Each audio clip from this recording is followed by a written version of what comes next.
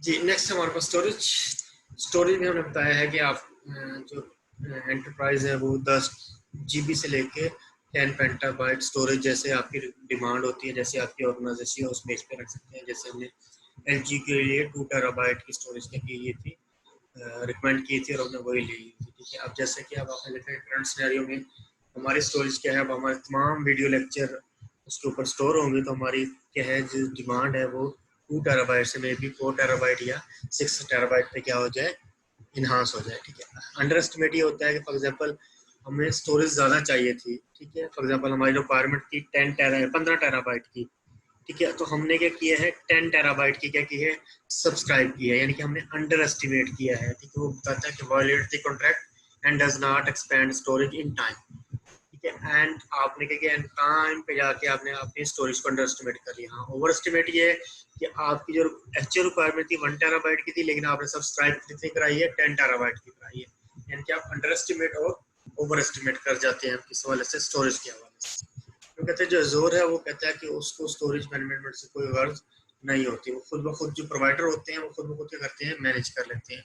User do not need to worry about the maintaining storage space backup.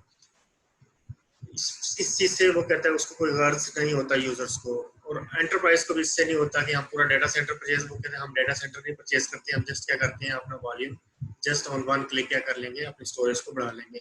अभी भी जैसे हमें भी क्या चाहिए होगी स्टोरेज, वो टेराबाइट से अगर हम 4 टेराबाइट पे जाएंगे तो हम क्या करेंगे, अपने रिसोर्सेज में जाके उसको एडिट करके 4 टेराबाइट कर देंगे। अब जो हमारा जो बिल आएगा वो किस हवाले से आएगा, 2 टेराबाइट के हवाले से नहीं आएगा, किसके हवाले से आएगा, 4 टेराबाइट के हवाले से आएगा। ठीक है, वो कहता है जो अजूर है, Azzur 3 type of storage and each one provided a special purpose. कह रहा है कि 3 तरह की वो कहता है कि इसमें स्टोरेज है, बिलॉग है, टेबल्स हैं और क्यू हैं। ठीक है, बिलॉग वो कहता है कि simple just like your folder, क्या आपके जो फोल्डर है ना जिसमें आप अपना टेक्स्ट और बाइनरी डाटा स्टोर करा सकते हैं, उस टाइप का। नेक्स्ट डिटेल इसकी नेक्स्ट स्लाइड पे है। इस type of storage service has own limitation. इसमें वो कहता है कि इसकी जो है स्टोरेज वो क्या है, अपनी ओन लिमिटेशन है। जैसे फाइल हो, साइज ऑफ फाइल हो, नंबर ऑफ ऑपरेशन एडवांस कितने कितने हो सकते हैं, कि ये उसकी अपनी लिमिटेशन हो सकती है। अच्छा, इसमें जो अजूर का जो स्टोरेज स्ट्रक्चर है वो अमेजोन के स्टोरेज स्ट्रक्चर से बिल्कुल क्या होगा, डिफरेंट होगा। वो स्टोरेज किसी और तरीके से, मैंने जैसे मैंने बताया कि जो AWS है वो बकेट की फॉर्म में क्या करता है, डाटा स्टोर कराता है। यहाँ किसकी फॉर्म में उसने बताया अजूर को 3 टाइप में, बिलॉग्स में, टेबल्स में और क्यू की फॉर्म में। ठीक है, बिलॉग मैंने बताया आपको, बिलॉग किस वाले से है कि आप जैसे फोल्डर क्रिएट कर लेते हैं। ठीक है, जैसे आपने कोई अकाउंट बनाया, अकाउंट बनाने के बाद फॉर एग्जाम्पल आपने MSCS अकाउंट बना लिया। ठीक है, अकाउंट क्रिएट कर लिया, ये फोल्डर क्रिएट कर लिया। आप कहते हैं कि इसके अंदर मैंने क्या करने हैं, एक सा फोल्डर बनाना है कि सेमेस्टर 1 और सेमेस्टर 2। जैसे आप सेमेस्टर 2 में आए हुए हैं तो आप क्या कर रहे होंगे, आपने उसके अंदर सेमेस्टर 2 का फोल्डर क्रिएट कर लिया। उस फोल्डर के अंदर आपने क्या किया होगा, जितने आप सब्जेक्ट पढ़ रहे हैं, चाहे आप 3 सब्जेक्ट पढ़ रहे हैं, चाहे आप 4 सब्जेक्ट पढ़ रहे हैं, तो आपने उसके अंदर उतने ही फोल्डर क्या कर लिए, क्रिएट कर लिए। अब सारी बात, जितना क्लाउड से रिलेटेड डाटा हो रहा होगा वो सारा का सारा आप इससे क्लाउड के फोल्डर में डाल रहे होंगे। जितना मशीन लर्निंग का आ रहा होगा उसको मशीन लर्निंग में डाल रहे होंगे। जितना IoT के हवाले से आ रहा होगा, इंटरनेट ऑफ थिंग के, उसमें डाल रहे हैं। सेम आपके सामने एक डायग्राम है जिसके अंदर वो बता रहे हैं, जॉन का अकाउंट है, उसने 2 फोल्डर क्रिएट किए, 2 कंटेनर रखे। एक में म्यूजिक से रिलेटेड फाइल रखनी है, दूसरे में फोटो से रिलेटेड। ठीक है, और वो तरह के जितने भी सॉन्ग की थी वो बता रहे हैं कि ये सॉन्ग है। फॉर एग्जाम्पल आपने आतिफ असलम के सॉन्ग बना लिए हैं, वो ब्लॉक ए में स्टोर है। आपने वो एक और सिंगर है जो हमने भी बुलाया था, उसको बुला लिया, उसके क्या करती है, सेकंड ब्लॉक में स्टोर कराती है। ठीक है, तो वो कह रहा है कि इस तरह से आप क्या कर रहे हैं, अपनी स्टोरेज को मैनेज कर रहे हैं। कहता है कि जो कंटेनर है उसके अंदर मल्टीपल ब्लॉक्स हो सकते हैं, और वो जो ब्लॉक्स हैं वो क्या कर सकते हैं, वो आपके नंबर ऑफ ब्लॉक या पेजेस को स्टोर कर सकते हैं। जी, वो कहता है कि ब्लॉक की टाइप वो कहता है कि जी ब्लॉक ब्लॉक होते हैं और पेज ब्लॉक होते हैं। ब्लॉक ब्लॉक में क्या आता है कि आपका सेगमेंट रीड भी हो सकता है, राइट भी हो सकता है। आइडेंटिटी बाय ब्लॉक आईडी, उनको ब्लॉक आईडी साइन होता है। ठीक है, और मैक्सिमम जो साइज है वो कहता है कि जी 4 MB फॉर ईच, और अप टू 5000 ब्लॉक तक ये जा सकता है। सब पेज के बारे से बता सकता है कि पेज ब्लॉक्स क्या होते हैं। एक प्रोवाइड वाला विंडोज और driver run time random read write कर सकते हैं, आइडेंटिफाई बाय रेंज कर सकते हैं, और अप टू 1 टेराबाइट क्या हो सकते हैं, आपके पेज ब्लॉक हो सकते हैं।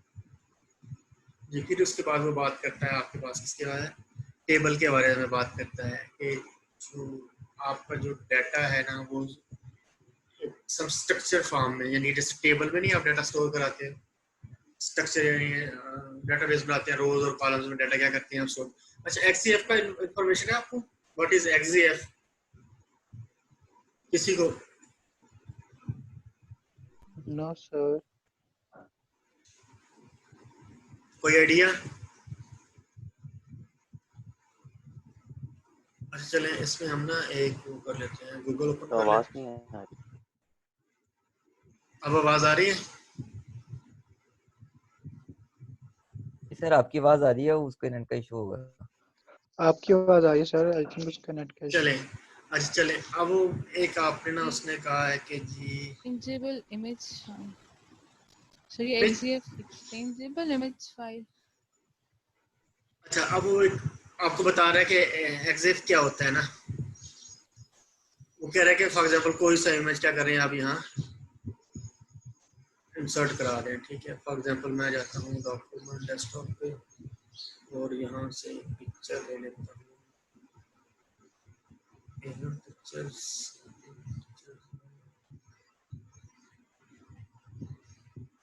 ठीक हो गया। फॉर एग्जांपल मैं ये इनकी पिक्चर ले रहा हूँ, ठीक है। कोई सी सर पिक्चर क्या, इमेज का जो फॉर्मेट चेंज करते हैं, अच्छा उसकी है ये। Exchangeable image file format. अब तो क्या ना मारो, गलत है तुम्हारा आंसर। अच्छा अब वो बता रहा है जी, क्या देखो वो बता रहा है जो तस्वीर है ना ये किससे ली गई है। उसने बताया है कि जी जो बनी है वो कैनन का था, उसका मॉडल ये था, ठीक है। एक्सपोज 1/4, फोकल लेंथ उसकी इतनी थी, आईएसओ स्पीड कितनी थी, फ्लैश ऑन सर वो था। स्क्रीन शेयर नहीं हो रही। स्क्रीन शेयर नहीं हो रही सर, सर बता नहीं रहे। सर ये स्क्रीन पे शो हो रहा है। अच्छा बता, स्क्रीन ये सारे पे टेबल, शो नहीं हो रही सर, टेबल वाली वो स्लाइड शो हो रही है। टेबल वाली स्लाइड है सर। अच्छा बता नहीं रहे फिर हैं, मैं वैसे ही वहां से लगा हुआ हूँ कि सर आवाज भी कट रही है। शायद अब आ यस गई सर। है, ठीक है। अच्छा ये मैंने ना इसमें ये काम किया था कि मैंने जाके ऑनलाइन लिखा, मैंने लिखा है एक्सिफ इंफॉर्मेशन ऑनलाइन, ठीक है। उसने मुझे पहला लिंक दिया, वो मैंने ओपन कर लिया, ठीक है। पहला लिंक ओपन किया है तो उसने कहा कि यहाँ पे पिक्चर ड्रॉप करो, ठीक है। अब मैंने कहा कि जी एक बॉक्स इसमें पिक्चर्स हैं, डिफरेंट सारी पिक्चर आपको नजर आ रही है, ठीक है। इसमें से मैंने ये मैडम नौरीन जो हमारी होस्ट हैं उनकी मैंने तस्वीर क्या कर ली, अपलोड कर ली, ठीक है। जैसे वो अपलोड हो रही है, ठीक है, अब वो आपको बता रहा है कि जो ये पिक्चर है ना ये कैमरे से खींची गई है, इसका मॉडल कैमरे का क्या था, ठीक है। इसकी फोकल लेंथ क्या थी, आईएसओ स्पीड कितनी थी, फ्लैश ऑन था या ऑफ था। फिर वो एक्सडीएफ बता रहा है, ठीक है, कि इसकी एक्स रेजोल्यूशन ये थी, वाई रेजोल्यूशन ये थी। कभी भी इंफॉर्मेशन देखी है कभी, या पिक्चर दें आपको इतनी इंफॉर्मेशन मिल जाए? No sir. Exposure time, frame number, ठीक है, आईएसओ कितनी है, सिक्योरिटी कितनी थी, एक्सडीएफ वर्जन कौन सा था, डेट एंड टाइम। अब वो बता रहा है कि 27 तारीख को 27/11 को हमारी कॉन्फ्रेंस हुई थी, उसी दिन को हुई थी ना 27/28 को। और वो बता रहा है 11:05 और 6 सेकंड पे क्या की है तस्वीर, क्या की है। और वो बता रहा है कि शटर की जो स्पीड थी वो 1/99 थी, ठीक है। अभी जितने भी थी ये सारे के सारे ये एक्सडीएफ है, किसका, इमेज का, किसका है, इमेज का। अब वो तो ये बता सारी रहा है। डिटेल इमेज का अब वो जो सारी आपने डिटेल आपको जो इमेज ने दी थी ना, आपने जो इमेज अपलोड किया था उस इमेज के अंदर ये सारी सारी क्या थी, डाटा सेव था। Data set. और ये छोटा डाटा नहीं है, आप इसकी डाटाबेस बनाने चले जाओ, नीचे देख रहे हैं लेंस का मॉडल क्या था बता रहा है, जी सर। ठीक है। और मेकर नोट, ठीक है, सारे नोट्स बता रहा है उसको कि उसका जो कैनन इमेज साइज लार्ज था, उसके जो डिजिटल जूम ये था, कंट्रास्ट इसका क्या था, लॉन्ग फोकस, शॉर्ट फोकस, ज़्यादा भी बहुत डिटेल है, ठीक है। कभी आपने सोचा भी होगा एक खाली एक इमेज में क्या फ़र्क है, आगे एक इमेज क्या इतनी इंफॉर्मेशन कंटेन कर सकता है? जी सर। ठीक है, ये सारी की सारी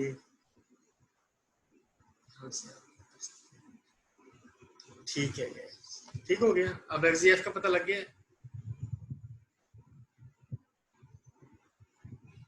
ये जी सर।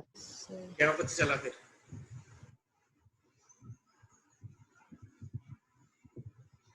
क्या पता चला XGF का? मुझे भी पता चले क्या पता चला, क्या कब समझ आ गया आपको? Sir detail information of any picture. Meta data क्या है? Meta data. सही है ना? अब ये इमेज के मुतालिक डाटा था, ऐसा ही था ना?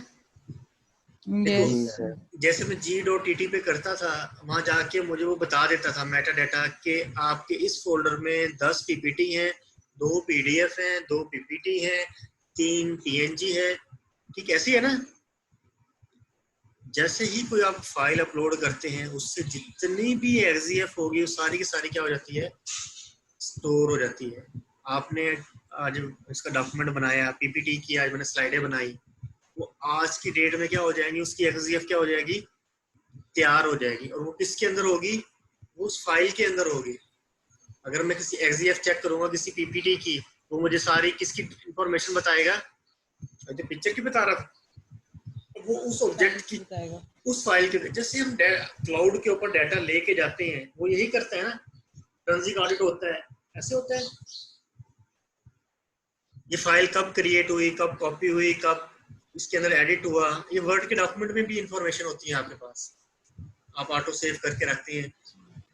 आप जो मुझे वो भेजते हैं ना, कहीं से अगर वो रिसर्च पेपर भेज देते हैं, कॉपी पेस्ट, सपोज कर लेता हूँ आपको किसी ने भेजा, किसी सीनियर ने भेजा, वो आ जाएगा कि जो उसने अपने कंप्यूटर पे राइट किया होगा ना, अगर आप उसके ओनर जाके चेक करें ना वर्ड का XGF, वो आपको बता देगा कि बेसिकली ये जो वर्ड फाइल है ना, ये किसने क्रिएट की थी, कब क्रिएट की थी।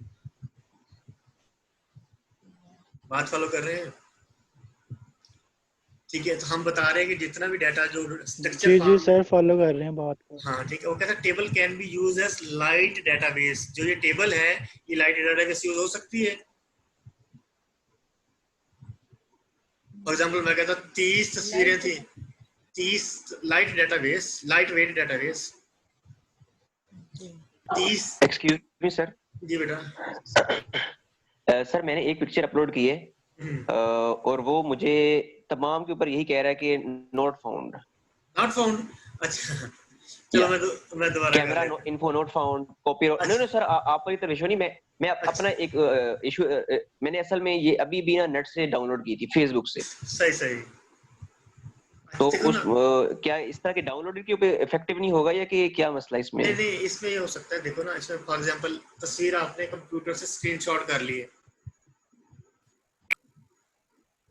आपने यस सर। कंप्यूटर से, अब वो किसी कैमरे से नहीं खींची, वो आपको बता देगा ये कैमरे से तस्वीर खींची हुई नहीं है। ठीक है, अब यही तस्वीर देखे, फॉर एग्जांपल मैं कोई और तस्वीर देखता हूँ, मैं अपनी तस्वीर दे देता हूँ डेस्कटॉप पर। सर आप कोई ऐप भी कोई डाउनलोड कर लेना, क्या नाम है। नहीं नहीं, मैं इसको आप, ठीक है, अगर उसकी XGF नहीं होगी ना तो वो नहीं देगा आपको। ठीक है, फॉर एग्जांपल ये मैंने क्या लिया हुआ है, अब उसने मुझे क्या कह दिया है कि इसकी XGF बनी ही नहीं हुई। देख रहे हैं आप इसमें सारी, यस सर। ये कैमरे से नहीं ली हुई है, मैंने क्रॉप की हुई है। क्या की है?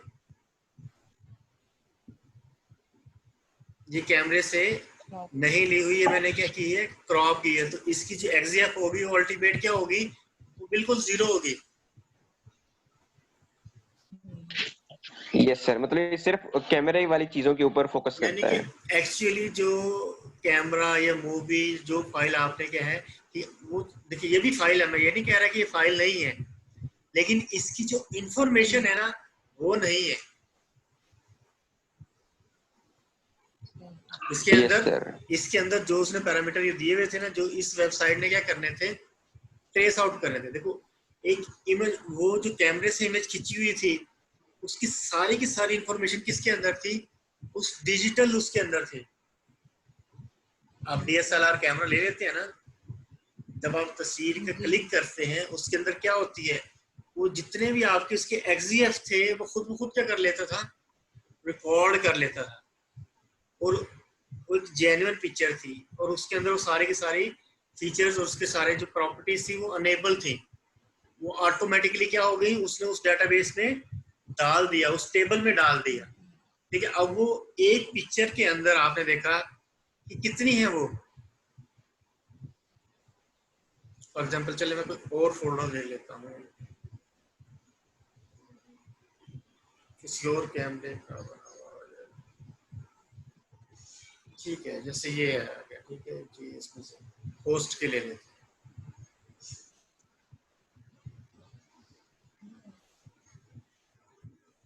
अच्छा, ये दोनों एक ही कैमरे से क्यों आ रहे हैं, बताएगा कोई? वो भी कैनन के आ रहा था, ये भी कैनन का आ रहा था, क्योंकि दोनों हमारी यूनिवर्सिटी एक ही कैमरे से लिए हो। हमारी यूनिवर्सिटी के पास एक ही कैमरा है जो मीडिया वालों से आता है। ठीक है, दोनों इवेंट उन्होंने कैप्चर किए थे, तो दोनों इवेंट की तस्वीरें भी जाहिर बात है सेम आ रही है। ठीक है, लेकिन कहने का मकसद ये है कि एक डिजिटल इमेज के अंदर अगर XGF होगी तो वो एक लाइट वेट पूरी की पूरी डेटाबेस है, ऐसे ही है। जी सर, यही चीज मैं आपको बताने की कोशिश कर रहा था कि ये जो टेबल है, टेबल के अंदर डाटा क्या होता है, वो सिमिलर टू XGF इंफॉर्मेशन और डिस्क्राइबिंग अ फोटो, एक फोटो को डिस्क्राइब कर रहे हैं। ठीक है, जब हम डाटा डालते हैं ना, अगर उसकी XGF होगी तो वो एक डेटाबेस के अंदर बन जाएगी। ठीक है, फॉर एग्जांपल मैंने आज स्लाइडें अपलोड की हैं, ठीक है, जूम के लेक्चर अपलोड किए हैं, अगर उनकी XGF क्या है, बनी हुई है। अब XGF देखिए, जूम ने तो रिकॉर्डिंग कर दी है, हालांकि हमने तो कहा था कि जो कैमरे से रिकॉर्डिंग होगी उसकी XGF आएगी। अगर जूम की रिकॉर्डिंग में XGF की इंफॉर्मेशन स्टोर हो रही है तो वो लाजमी डिस्प्ले होंगी। ठीक हो गया। The table can be used as a lightweight database. Entry is called a line of data. Every entry has a multiple identifier that contain account की टेबल जैसे इसने एक डायग्राम हमसे बताया हुआ है कि ये इस फॉर्म में भी क्या कर सकता है, आपका डाटा स्टोर हो सकता है। अकाउंट नेम, अकाउंट नंबर, हर जैसे रोज और कॉलम में होता है ना आपका डाटा, इस तरह भी वो कहता है कि आप डाटा स्टोर करा सकते हैं। फिर इसके बाद आ जाता है आपके पास क्यू का मैंने आपको बताया कि जब हम एक एप्लीकेशन दूसरी एप्लीकेशन के साथ कम्युनिकेट करती है तो किसकी फॉर्म में करती है, मैसेजिंग की फॉर्म में करती है। ठीक है, तो उसको क्यू कहते हैं। मतलब कि a queue consist of some slice, each slice contain 8 KB of data. ठीक है, ये ऑब्जेक्टिव में भी आ सकता है। वैसे मैं सोच रहा था ऑब्जेक्टिव में क्या दूं, मुझे पता लग गया वैसे ऐसे क्वेश्चन दूं है ना। XGF क्या होता है, क्यू का साइज कितना होता है, पेज का साइज कितना होता है, ब्लॉग की सर जो मतलब एक MCQ तो पक्का ये है। ये वाला नहीं, इससे पिछले वाले भी थे ना, ये वाले, ये पेज साइज, 2 MCQ तो मैं पता चल गया है। पेज सर का एक जो, फाइल शेयर कर रहे हैं जिसमें जो जो आ सकते हैं वो काइंडली बता दें। नहीं ये बता तो रहा हूँ। अभी ब्लॉक की टाइप नजर आ रही है ना, ब्लॉक का साइज कितना हो सकता है, 4 MB मैक्सिमम पर ब्लॉक, अप टू ये 5000 लिख देता हूँ, गलत हो जाएगा ना, यही से ऑब्जेक्टिव आ जाएगा। पेज का जो कितना हो सकता है, ठीक है, और एक कंटेनर में मल्टीपल ब्लॉक्स हो सकते हैं या नहीं हो सकते, इससे कितने सारे बन जाएंगे कि नहीं बन जाएंगे। स्टोरेज की टाइप 4 होती है, गलत हो गया, स्टोरेज की टाइप कितनी होती है, 3 होती है। हाँ, अगर मैं लिखूं कि हाँ जो स्टोरेज की टाइप जो S3 है ये Azure की है या AWS की है, S3 तो ये उसकी है, Azure की है। जी नहीं, S3 किसकी है, AWS की है। सर AWS की है। गलत हो गया। AWS की है, देखो स्टोरेज की टाइप नजर आ रही है जी सर। पहली ठीक। Azure पर, yes। हाँ ठीक है, चलो फिर आप कहेंगे सर पेपर बड़ा मुश्किल बनाया आपने। सर ये तो मतलब बहुत ज्यादा टिपिकल नहीं आ जाती, मतलब इतनी ज्यादा उनकी टाइप्स भी आगे याद करनी पड़ेंगी।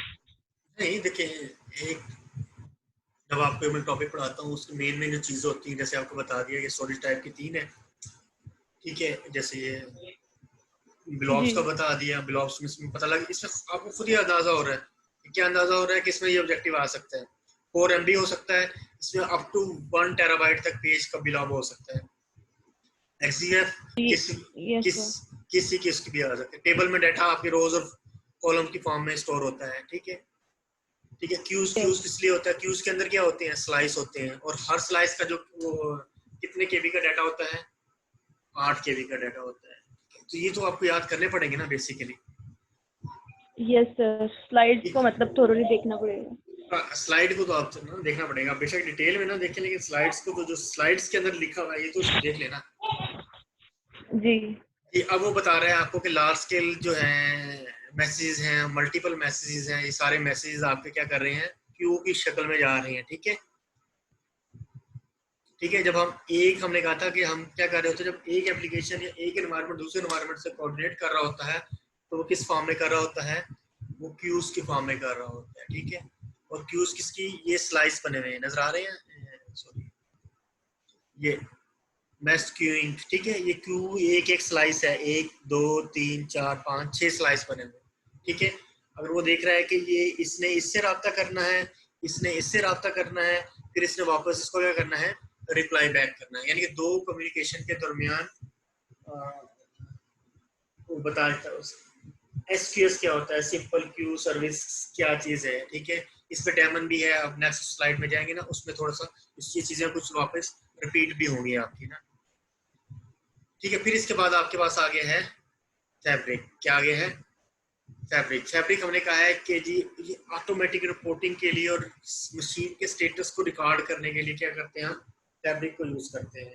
दो तरह के होते हैं, एक आपके पास एक एजेंट होता है और एक आपके पास क्या होता है, कंट्रोलर होता है, ठीक है। ये होता है कि जब आपकी कोई मशीन क्या होने लगती है, डाउन होने लगती है, तो वो पूरी तौर पे जो इसका एजेंट होता है वो कंट्रोलर को क्या करता है, रिस्पॉन्स करना बंद कर देता है। तो कंट्रोलर को पता लग जाता है कि ये वाली मशीन क्या हो गई है, मेरी डाउन हो गई है, ठीक है। वो बता रहा है फैब्रिक की टाइप कितनी है, 2 टाइप है, एक फैब्रिक एजेंट है और एक क्या है, फैब्रिक कंट्रोलर।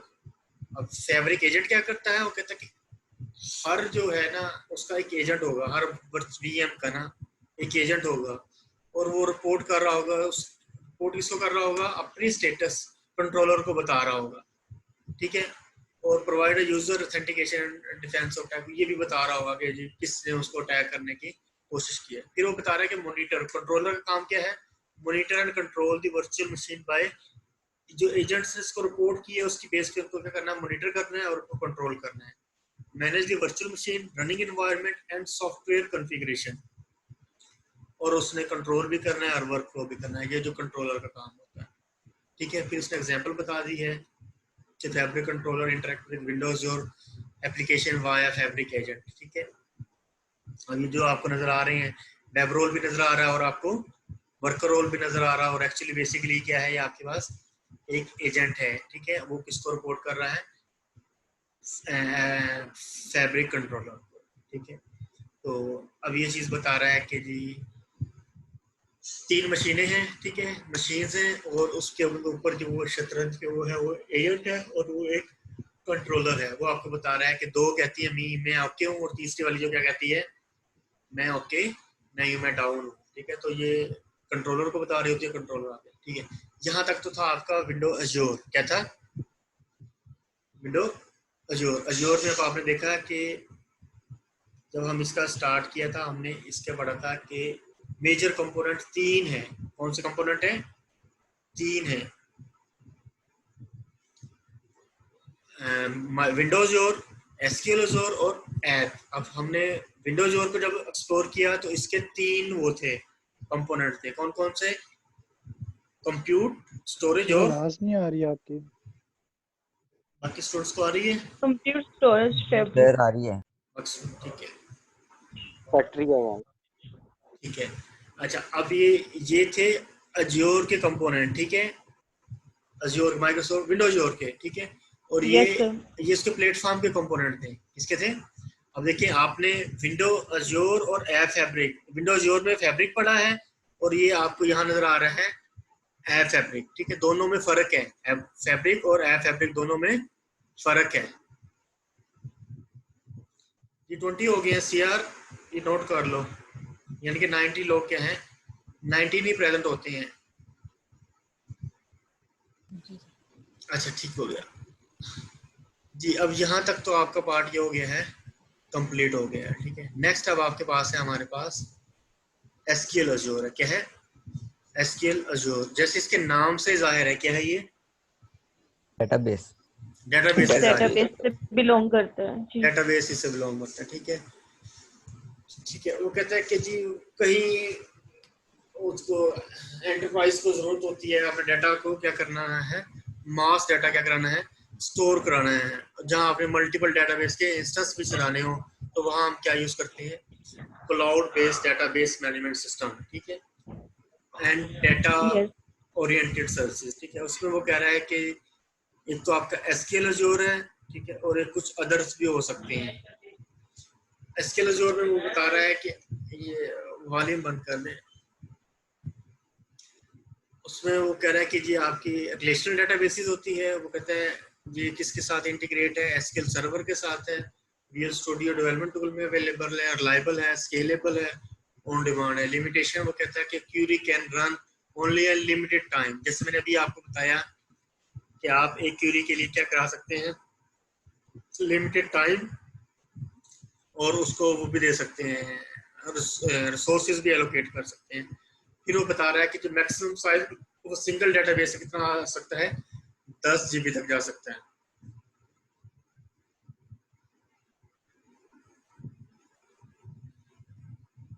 अच्छा, वो कहता है कि जी एक एप्लीकेशन पे आप एक डेटाबेस भी चला सकते हैं और मल्टीपल डेटाबेस भी चला सकते हैं। नजर आ रही है जी? फॉर एग्जांपल जैसा कि आपकी जो बैंक्स की डेटाबेस भी चल रही है, आपकी नादरा की डेटाबेस भी चल रही है, और साथ साथ आपकी मोबाइल की डेटाबेस भी चल रही है। अब आपका जो नाम आइदा नादरा से क्या होगा, उनके सर्वर से आइडेंटिफाई होगा, और आपका जो मोबाइल होगा वो आप मोबाइल सर्वर से क्या होगा, उनकी डेटाबेस से वेरीफाई होगा। मिल के फिर आप एक एप्लीकेशन को, जिससे उसके बाद जाके आपका क्या होगा, एक बैंक अकाउंट ओपन हो जाएगा। ठीक हो गया? यानी कि आप एक ऐसी एप्लीकेशन जिसके अंदर मल्टीपल डेटाबेसेस चल रही होती हैं, तो आप उसको क्या कर सकते हैं, यूज कर सकते हैं। ऐसी है एक्सक्यूज मी सर। जी बेटा। सर डेटाबेस चल रही होती हैं या एपीआईज को हम डेटाबेस कह रहे हैं यहाँ पे? बेसिकली होती एपीआईज ही हैं। जैसे फॉर एग्जांपल नादरा की अगर आप एपीआईज लेना चाहेंगे, कि फॉर एग्जांपल आप उनको शनाख्ती कार्ड नंबर दें, उसके अगेंस्ट वो आपको वेरिफिकेशन करके बता दें, तो एक्चुअली वो क्या होगा, किसी न किसी फॉर्म में एपीआईज ही होंगी। वो एपीआईज क्या कर रही होंगी, आपको आपकी डेटाबेस के साथ क्या कर रही होंगी, कनेक्ट कर रही होंगी। ठीक है। बात फॉलो की। जैसे सिम्स का वो है, आप देखते हैं कितनी मेरे उस पे क्या है, सिम्स हैं मेरे उस पे, कितनी सिम्स हैं आपके शनाख्ती कार्ड में, कितनी सिम्स हैं। अब एक जो आ रही होगी वो कहाँ से आ रही होगी, जोंग से एक, मोबिलिंक से एक, वारिद से, यानी कि सारी की सारी आपने जो है कभी चेक की है आपने कभी अपने सिम्स? जी सर। जी सर। Yes sir. जी सर। Yes sir. ये एक ही डेटाबेस होती है जो पीटीए के साथ लेकिन लिंक करती है। सबने क्या किया होता है, उसको एपीआई के साथ कनेक्ट तो किया होगा ना। SIM checking,